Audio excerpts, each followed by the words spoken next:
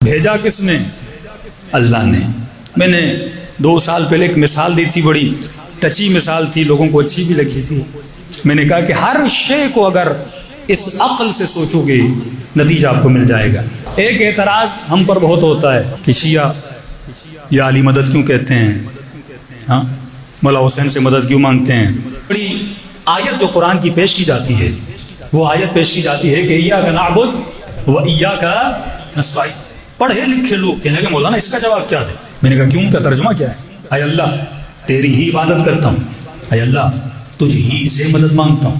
کہ جب ہم بھی نماز میں ڈیلی کہہ رہے ہیں تجھ ہی سے مدد مانگتا ہوں، پھر علی سے کیوں، پھر امام حسین سے کیوں؟ تو سوال یہ ہے کہ ہم اس دنیا میں ایک سمپل سی آپ کو ایک دلیل دوں گا، قرآن کی یہ سورہ جو ہر بچہ پڑھتا ہے، ہدیہ سمجھ لیجیے میری طرف سے، بڑے سے بڑے مفتی، بڑے سے بڑے مولوی کے سامنے بیٹھ جائیں گے، سارے جوابات اسی میں ہیں۔ ایک تو مسلمان کی جمپ مارنے کی بڑی عادت ہے، تو ایک تو جمپنگ نہیں کریے، مطلب مجلس کا ایک ٹاپک ہوتا ہے ہم جمپ کہیں اور مار رہے ہوتے ہیں، تو جمپ نہیں ہونا چاہیے۔ قرآن آپ کو آیت با آیت، ظاہر ہے جب اللہ نے پیدا کیا ذمہ داری کس کی ہے؟ اللہ کی ہے۔ ایک بندہ جنگل میں پیدا ہوا، وہ نہ مولا علی سے ملا، نہ امام حسن سے ملا، نہ کسی نبی سے ملا، اسے کیسے ہدایت ملے گی؟ اللہ کہتا ہے میں نے ہدایت تیرے اندر رکھی ہوئی ہے، لیکن سوال یہ تو تلاش تو کر، تو سوچ تو صحیح۔ اب آئیے مولا کی خدمت میں چلتے ہیں۔ آسان سا آپ کو ایک فارمولہ دیتا ہوں۔ انسان اس دنیا میں پیدا ہوا، مرد ہو عورت ہو، اسے نہیں پتا میری ذمہ داری کیا ہے۔ اس کی تفسیر جو اللہ نے گائیڈنس دی ہے، ہو سکتا ہے لوگ بولیں شیعہ مولوی مثالیں دے دے کے چٹکلے بازی کرتے ہیں، قرآن سے، یعنی وہ سورہ حمد جو ہر مسلمان پڑھتا ہے، اسی سورہ حمد سے یا علی مدد، اسی سورہ حمد سے اہل بیت علیہ الصلوۃ والسلام، اسی سورہ حمد سے جو فرماتے ہیں کسی کے بھی پیچھے لگو تو ہدایت ملے گی۔ یہ ہو نہیں سکتا۔ اللہ نے اگر کائنات بنائی ہے اس کا روڈ میپ، ہدایت کا میپ بھی کلیئر ہونا چاہیے۔ اگر کلیئر نہیں، قصور ہمارا نہیں، فلیاذ باللہ قصور کس کا بنے گا؟ اللہ کا بنے گا کہ انسان کو بنایا لیکن اسے ہدایت نہیں دی، اور کھلی ہدایت نہیں دی، صاف ہدایت نہیں دی کہ بیچارہ بھٹک رہا ہے، کوئی بریلوی ہے، کوئی شافعی ہے، کوئی مالکی ہے، کوئی شیعہ ہے، کوئی بوہرا ہے، کوئی آخانی ہے۔ کتنے فرقے مسلمانوں کے، اب تو الا ماشاء اللہ شیعوں کے اندر بھی فرقے بنتے جا رہے ہیں، نئے ورژن ہر سال نکل رہے ہیں۔ انسان کو پتا تو چلے کہ مجھے ہدایت کیسے ملنی ہے، یعنی ایک ایسی ہدایت جو گھر بیٹھے مجھے مل جائے۔ ایشو یہ ہے کہ ہم جملوں پہ غور نہیں کرتے۔ اب خدا نے ایک روڈ میپ بتایا، غور سے سنیے گا، جس میں سارے ہمارے اختلافات کے جوابات موجود ہیں۔ ایک روڈ میپ دیا اللہ نے۔ یہ ہو نہیں سکتا کہ خدا انسان کو نقشہ عطا نہ کرے۔ وہ روڈ میپ خدا نے کہاں دیا؟ وہ سورہ حمد میں دیا کہ ہر مسلمان پہ دن میں 17 رکعت نماز واجب ہے، اور اس 17 رکعت نماز میں ایک ہی سورہ واجب ہے، جسے نہ پڑھو تو نماز باطل ہے۔ قل واللہ کی جگہ انا انزلنا پڑھ سکتے ہو، انا اعطینا پڑھ سکتے ہو، لیکن سورہ حمد کو بدل نہیں سکتے۔ تو کبھی سوچو تو صحیح، ایک ہی سورہ ریپیٹڈلی پڑھ رہا ہوں، اے خدا کیا ہوتا میں سورہ حمد کی جگہ پہ انا اعطینا پڑھ لیتا؟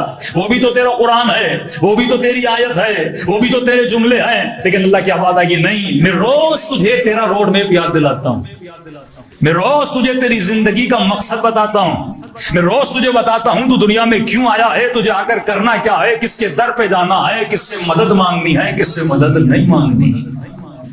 اب یا علی مدد کا اعتراض بھی اسی سورہ حمد میں، ہر وہابی مفتی ایک ہی آیت پڑھتا ہے، ایاک نعبد و ایاک نستعین۔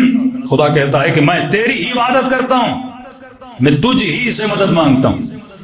اور انجینئر صاحب بھی شیعوں پہ اسی آیت کا لے کر الزام لگاتے ہیں کہ باقی تو شیعوں کی باتیں صحیح ہیں لیکن یہاں پہ شیعہ غلط ہیں، اللہ کے علاوہ کسی سے مدد نہیں مانگ سکتے، کیونکہ جو روڈ میپ اللہ نے دیا ہے زندگی گزارنے کا پورا نقشہ سورہ حمد میں خدا نے سکھا دیا۔ لیکن سوال یہ انسان سورہ حمد سمجھے تو صحیح، لفظوں کو پرکھے تو صحیح، رٹے والے شیعہ نہ بنے، رٹے والے مسلمان نہ بنے۔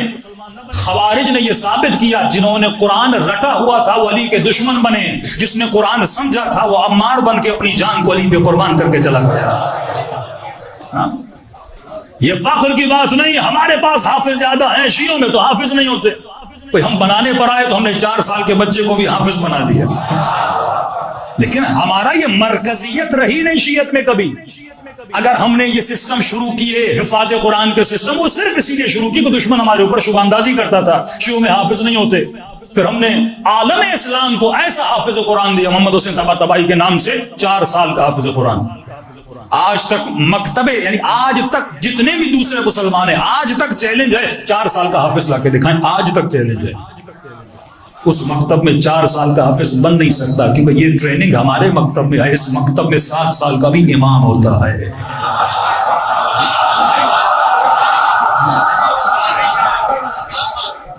یہ مکتب مکتب تعلیم ہے، یہ مکتب مکتب علم ہے. جب تک سوچو گے نہیں تب تک تجھے ہدایت نہیں ملے گی. رٹا نہ لگائیے.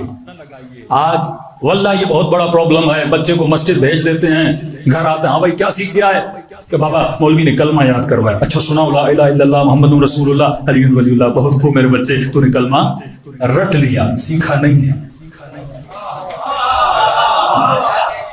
جو کلمہ لا الہ الا اللہ سمجھ لے وہ جوان کبھی گناہ نہیں کرتا.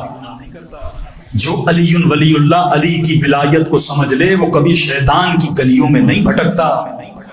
یہ کلمہ جان لاتا ہے انسان کے وجود میں. ہم رٹے والے مسلمان نہیں ہیں. کربلا میں رٹی ہوئی نمازیں، رٹے ہوئے قرآن تھے، لیکن لشکر حسین میں قرآن فہمی تھی. مولا علی نے اپنے بچوں کو قرآن فہمی کا درس دیا. تو خدا ایک روڈ میپ دے رہا ہے. کس میں؟ سورہ حمد میں. گھر جائیے گا، آج قرآن کھولیے گا. میں بھی بتا رہا ہوں لیکن ذرا خود بھی غور و فکر کریے گا کہ خدا سورہ حمد میں ہمیں کیا سکھا رہا ہے. شروع کرتے ہیں بسم اللہ الرحمن الرحیم. مختصراً ترجمہ کروں گا اور جہاں پہ فوکس کرنا ہے وہاں پہ آپ کو جوابات بھی دوں گا. بسم اللہ شروع کرتا ہوں. یہ نہیں ہے کہ باللہ الرحمن الرحیم، بسم اللہ الرحمن الرحیم. یہ بھی ہو سکتا تھا. شروع کرتا ہوں اللہ سے. اگر باللہ الرحمن الرحیم ہوتا ہے تو مطلب شروع کرتا ہوں کس کی مدد سے؟ اللہ کی مدد سے. لیکن اس طرح نہیں. بسم اللہ الرحمن الرحیم شروع کرتا ہوں اس میں اللہ کی مدد سے. اللہ کے بیچ میں اسم ہے، اس کے بعد اللہ ہے. یہ نہیں کہا باللہ الرحمن الرحیم شروع کرتا ہوں اللہ سے جو رحمان ہے جو رحیم ہے. اس طرح نہیں ہے. بسم اللہ الرحمن الرحیم شروع کرتا ہوں اسم خدا کی مدد سے. تو پہلا تو یہیں پہ کنفیوژن حل ہو گیا کہ ہم اسم خدا سے مدد مانگ سکتے ہیں. اور میرے چھٹے امام فرماتے ہیں نحن اسماء اللہ، ہم اہل بیت اللہ کے اسماء ہیں.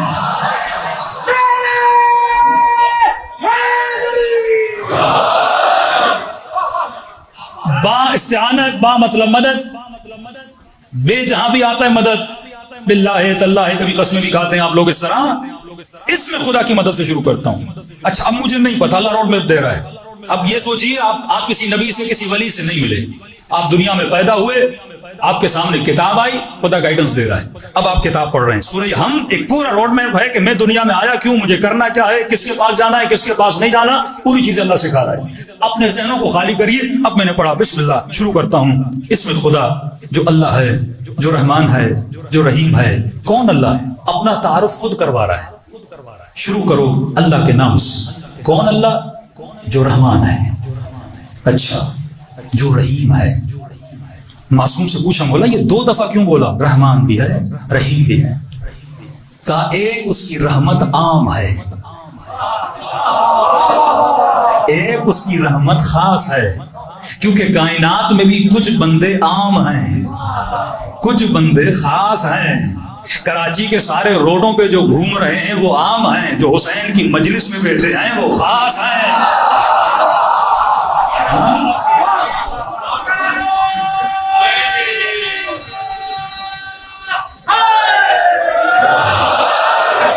پتھر تو پتھر ہے نا، لیکن حجر اسود خاص ہے.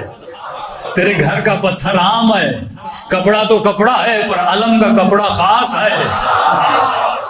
تیری دکان پہ پڑا ہوا کپڑا عام ہے. یہاں عام و خاص کی بات ہو رہی ہے کہ اس کی رحمان بھی ہے رحیم بھی ہے. مطلب اس کی ایک رحمت عام ہے ایک رحمت خاص ہے. عام رحمت کیسے؟ مثلا اللہ کبھی بادلوں کو یہ نہیں کہتا چاہے میرے بادلوں جب کراچی جاؤ انچولی میں برسنا، DH میں نہیں برسنا. کیوں؟ کیونکہ انچولی میں شیعہ رہتے ہیں، فلاں جگہ پہ علی کے دشمن رہتے ہیں، وہاں نہیں برسنا. کہ نہیں، جب میں نے پیدا کیا ہے میری رحمت بھی سب کے لیے ہے.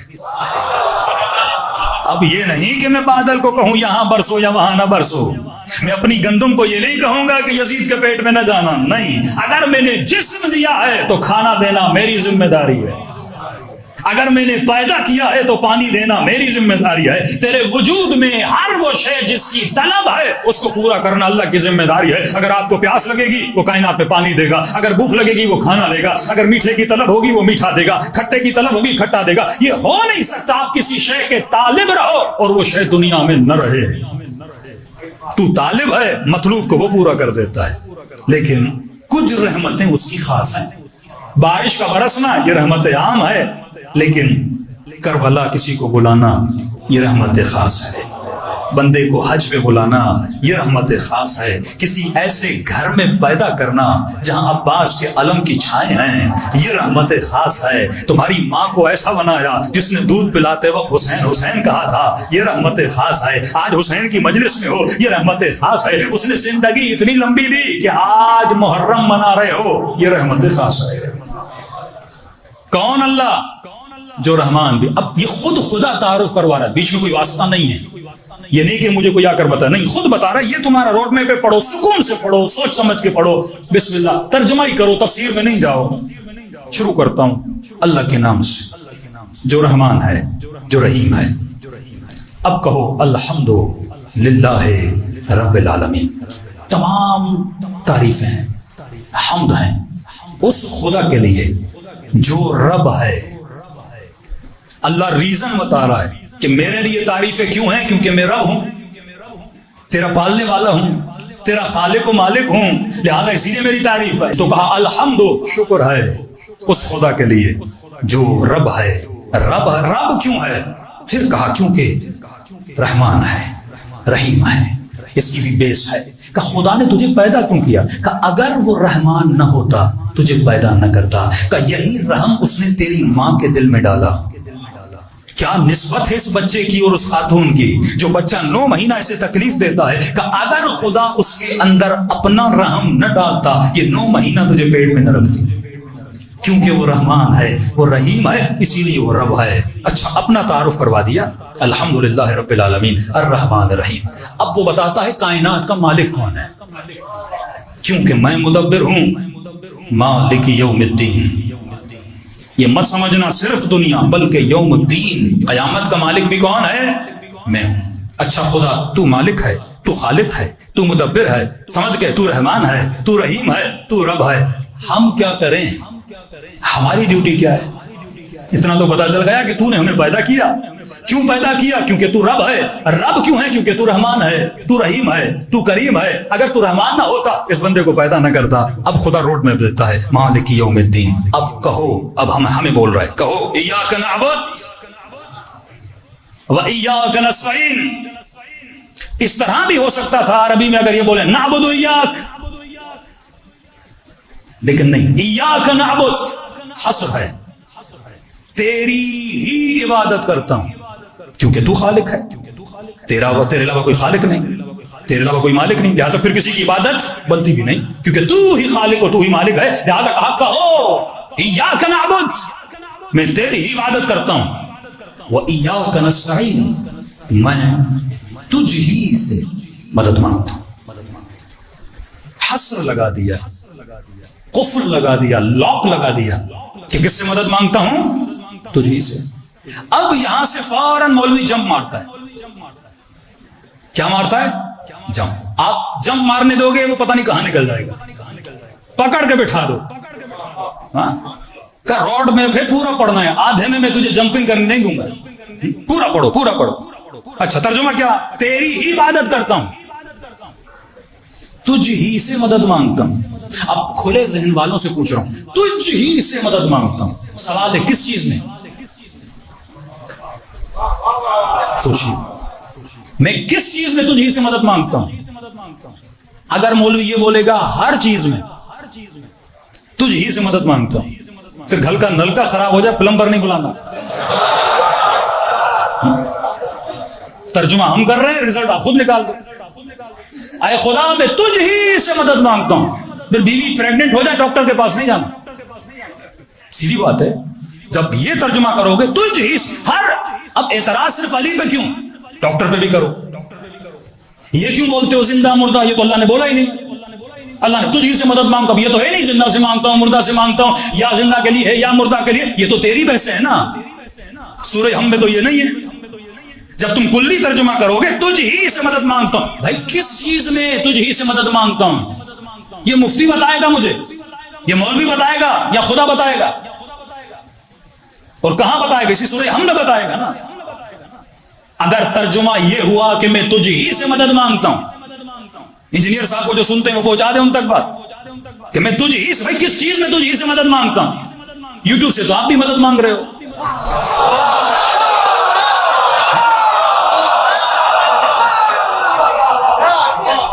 آپ کو مشہور کس نے کیا؟ یوٹیوب نے. کبھی گولڈن بٹن، کبھی سلور بٹن. پھر یہ بٹن کا تھینک یو کیوں؟ اللہ کا کرو نا. یوٹیوب کا تھینک یو کیوں؟ اللہ کا کرو نا. کبھی تو لاؤڈ سے مدد مانگ رہا ہے، کبھی تو یوٹیوب سے مدد مانگ رہا ہے، کبھی تو فیس بک سے. یہ بھی تو مدد ہی ہے نا. میں مشہور ہونا چاہیے، یہ ذرائع ابلاغ ہے نا. میں ان سے مدد مانگ رہا ہوں نا. کھانا کھانے کے لیے دکان پہ جاتے ہو، بیچا روٹی والے سے مدد مانگتے ہو. شادی کرتے ہو کھانے کے لیے بیوی کے محتاج ہو. بچہ بڑا کرنا اسکول میں ٹیچر کے محتاج ہو. تو اگر ترجمہ یہ ہوا وَإِيَّاكَ نَسْتَعِينُ میں تجھ اعتراض صرف علی پہ کیوں؟ یعنی تو یہ کہے کہ روٹی والا مدد، ڈاکٹر مدد، ٹیچر مدد، انجینئر مدد، بیوی مدد، ابا مدد، علی پہ اعتراض کیوں ہے؟ ذرا ہوش کے ناخن تو لو. اللہ نے عقل دی ہے، سوچو. بات جھگڑے کی نہیں ہے. تو کہیں نہ کہیں اسے بتانا پڑے گا کس چیز میں تجھ ہی سے مدد مانگتا ہوں. ہر شے نہیں، تجھ ہی سے مدد مانگتا ہوں. جملہ اللہ نے پہلے دیا ایاک نعبد و ایاک نستعین. یہ واو جو آتا ہے عاطفہ بولتے ہیں، یعنی اگلے جملے کو پچھلے جملے سے ملاتا ہے.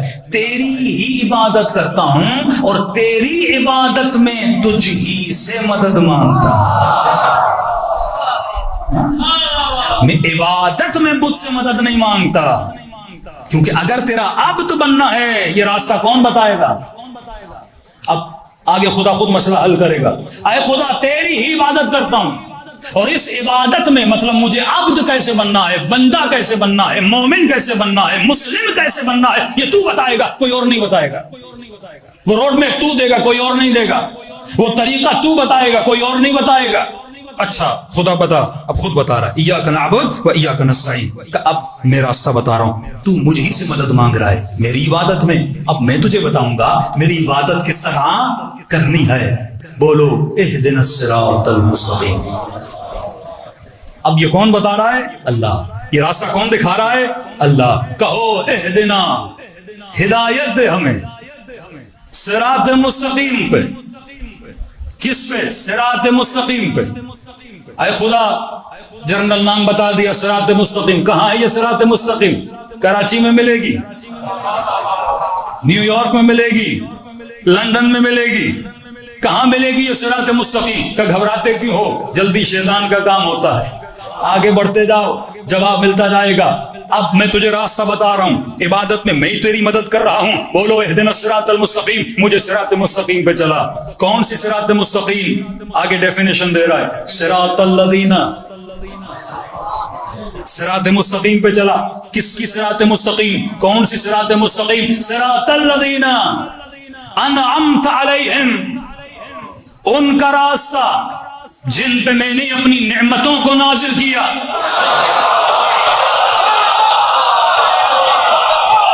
اب ظاہر خدا اوپر سے نیچے تو آئے گا نہیں.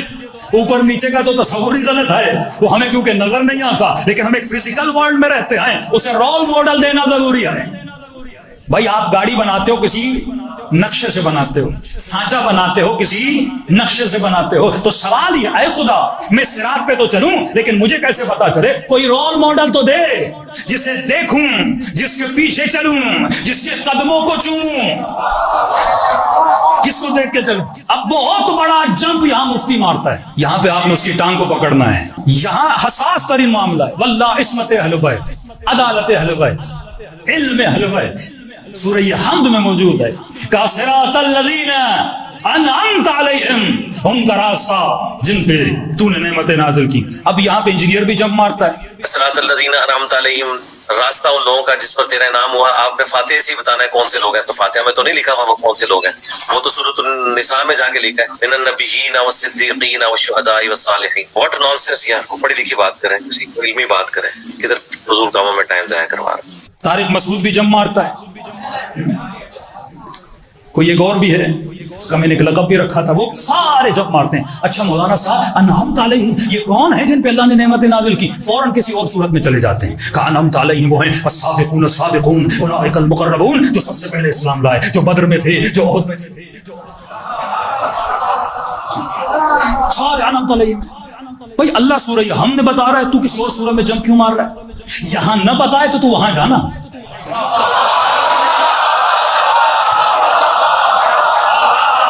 सीधी बात है।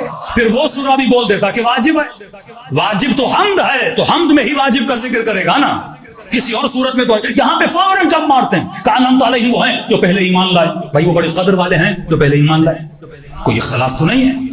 वो शुहदाए बद्र हैं, वो शुहदाए हुनैन हैं, वो जनाब हमजा हैं, ये पहले ईमान लाए। इससे कोई इख्तलाफ तो नहीं है। जो भी आप नाम लाओगे हम बोलेंगे इसने पहले ईमान लाया था, इसने नहीं लाया था। लेकिन जरा अक्ल के होश के नाखुन तो लो। अगर तुम ये तफसीर करोगे ना अनअमत अलैहिम, जिस पर अल्लाह ने नेमतें नाजिल की। अब का देखो, अल्लाह ने नेमतें असहाब पे नाजिल की, अल्लाह ने नेमतें तबे ताबई पे नाजिल की, अल्लाह ने नेमतें जो रसूल के साथ थे उन पे नाजिल की। तो मैंने कहा मौलवी साहब, अल्लाह ने नेमत तो मक्खी पे भी नाजिल की है, क्या नाजिल नहीं की क्या मक्खी पे नेमत? अल्लाह की नेमत गधे पर भी है, अल्लाह की नेमत घोड़े पर भी है, अल्लाह की नेमत मुझ पर भी है, अल्लाह की नेमत तुझ पर भी है। जो तू ला इलाहा इल्लल्लाह का कलमा पढ़ रहा है, अगर तर्जुमा आम किया जाएगा कि उनका रास्ता जिन पर खुदा ने नेमतें नाजिल की वो तो करोड़ों हैं। कायनात में कोई ऐसा वजूद नहीं जिस पे रब की नेमत नहीं है। कोई बंदा इस नेमत से खाली नहीं है। मक्खी से लेके मच्छर, मच्छर से लेके इंसान, इंसान से लेके शहीद, शहीद से लेके वली, वली से लेके इमाम, इमाम से लेके नबी, हर किसी पे अल्लाह की नेमत है। तो क्या मुझे हर किसी के रास्ते पे चलना है? फिर हर किसी के रास्ते पे चला। देखिए, जब आप गलत तफसीर करते हो तो अकीदा गलत हो जाता है। फिर कहते हैं सिफीन ने मरने वाले भी जन्नती, अली के लश्कर वाले भी जन्नती, अमीर शाम के लश्कर वाले भी जन्नती, क्योंकि वो उसका इश्तिहाद था, ये अली का इश्तिहाद था, दोनों जन्नती। तो फिर अम्मार का, अम्मार को भी नहीं पता का अनअमत अलैहिम अली पर भी है, अनअमत अलैहिम अमीर शाम पर भी है, लिहाजा दोनों के रास्तों पे चलो तो मीठी मीठी और मीठा मीठा मदीना निकलेगा। फिर ऐसी तफसीर से और कुछ निकलने वाला नहीं है। जान नहीं मारने देना यहाँ पे। मौलवी साहब यहीं पे बैठ जाओ। जिस तरह खुदा ने कहा कि इहदिना सिरातल मुस्तकीम, आगे खुद बताया सिरातल लज़ीना अनअमत अलैहिम। ऐ खुदा तू ही बता, तेरी नेमतें तो करोड़ों पर हैं। मैं भटक जाऊंगा, किस किस को तलाश करता फिरूंगा। हर बंदा कहेगा मुझ पे नेमत है, मैं भी बोल सकता हूँ मुझ पे नेमत है, मेरे पीछे चलो। अल्लाह कहता है घबराते क्यों हो, मैं निशानियां बताता हूँ, मैं अलामतें बताता हूँ। सिरातल लज़ीना अनअमत अलैहिम, ये कौन है जिन पे मैंने अपनी नेमतें नाजिल की? अल्लाह ने मोहर लगा दी, गैरिल मग़ज़ूब अलैहिम, ये वो है जिन पे मैं कभी भी गज़बनाक नहीं हुआ।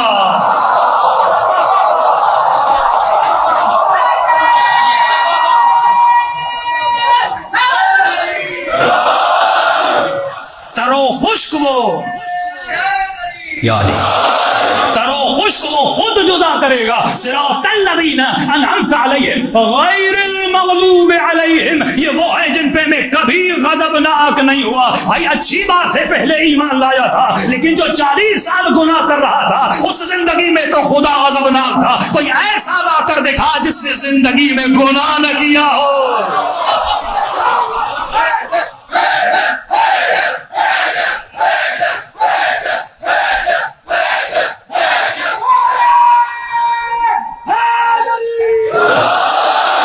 किसी मुफ्ती मौलवी की तकरीर नहीं है। गैरिल मग़ज़ूब अलैहिम, ये वो है जिन पे अल्लाह कभी गज़बनाक नहीं हुआ। हाँ ये बात सही है, जंग उहद से भागे से अल्लाह गज़बनाक हुआ था।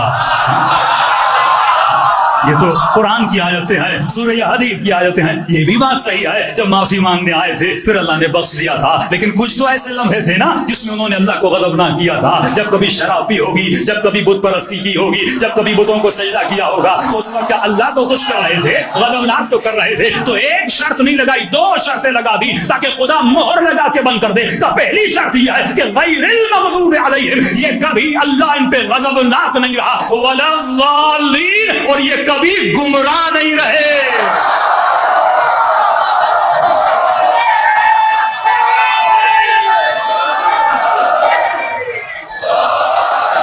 اسی سورہ حمد کو لے کر قریہ قریہ گاؤں گاؤں جاؤ،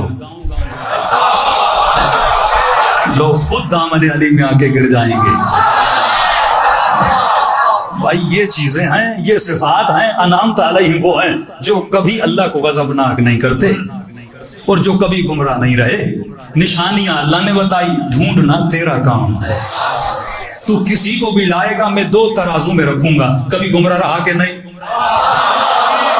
تاریخ خود بتائے گی 40 سال کوئی گمراہ رہا، 20 سال کوئی گمراہ رہا، کبھی اللہ کو غضب نہ کیا کہ نہیں. مطلب یہ نہیں اسلام لایا جب تک زندہ ہو رب کو غضب ناک نہ کرے. یہ عصمتی یہ تو ہے. اور کیا ہے؟ اب سنو رسول نے کیا فرمایا، ان اللہ یغضب لغضبها، اللہ میری بیٹی کے غضبناک ہونے سے غضبناک ہوتا ہے. بھائی ایک بندہ غضبناک ہونا کیسے پتا چلتا ہے؟ چہرہ لال ہو جاتا ہے، سرخ ہو جاتا ہے. کہتے ہیں بھائی جناب غصے میں ہے.